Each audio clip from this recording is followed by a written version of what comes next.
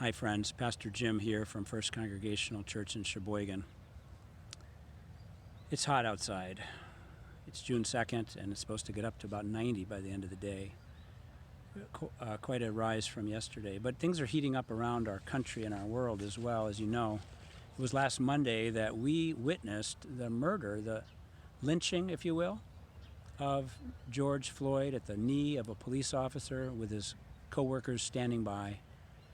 And chaos and protesting has ensued.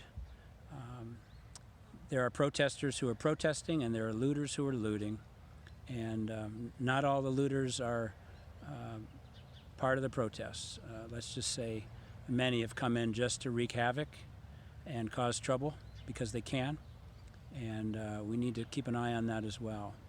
But last night our president chose to clear the park, Lafayette Park, across the street from the White House, using tear gas and military force with helicopters overhead so that he could march across the street with his top aides, including his Attorney General, William Barr, and hold up a Bible in front of St. John's Episcopal Church and pledge the military to come into these cities to quell the riots because our governors and mayors are weak. He wants us to be dominant while he holds the Bible and speaks in front of a church that worships a crucified Christ. There's a lot that's been said about this, and you can read on social media from persons of color and white theologians and ministers alike, and many Christians have commented. Some probably are proud of their president, but a lot of us would say this is not the church. This is not the gospel of peace. This is not the gospel of Jesus Christ, our crucified and risen Lord. What we're seeing here, friends, I think is an apocalyptic time. And I don't mean that in the sense of the conservative Christians, the way they read the book of Revelation. Apocalypse does not mean destruction at the end times.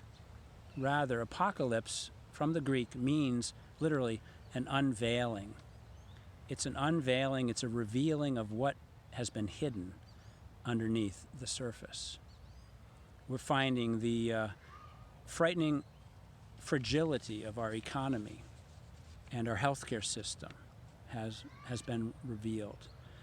Racial disparities in healthcare and in policing as well have been revealed. And we're in a challenging time, scary time. Sinclair Lewis, the writer, once put these words on paper: "When fascism comes to America, it will be wrapped in the flag and carrying a cross." When fascism comes to America, it will be wrapped in a flag and carrying a cross.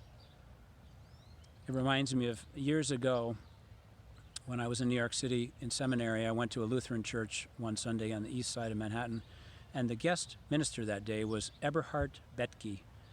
He was elderly by then. He had been friends, in fact, I think was a relative of Dietrich Bonhoeffer's in Germany. Bonhoeffer, was martyred by the Nazis in 1945. He died on April 9th, 1945. And Bethke was a friend, confidant, and his biographer, and was preaching at this Lutheran church. And about a week before this Sunday, where I was there, we saw in the news Oliver North being granted an honorary degree from Jerry Falwell's Liberty Baptist College in Lynchburg, Virginia. And Bethke, in his sermon, shared how this image of a huge flag, American flag, behind the podium or behind the stage at this Christian university with this honorary degree going to Oliver North gave him the chills. He says it reminded him a lot of what Hitler was doing in Nazi Germany with his rewriting of the creeds and lifting up of the German church. Friends, we live in challenging times, and things are being revealed, and we need to stand up and support those who are distressed. We need to learn. We need to learn history. We need to listen. especially to people of color. We need to work for peace and justice in our own ways. Some of us may be called to the front lines of protest. Some will be called to minister in health care and in care of souls and emotional care. Others will be at home with their children and teaching them and raising them. Some will be in the workplace, maybe having conversations one at a time with coworkers about these events.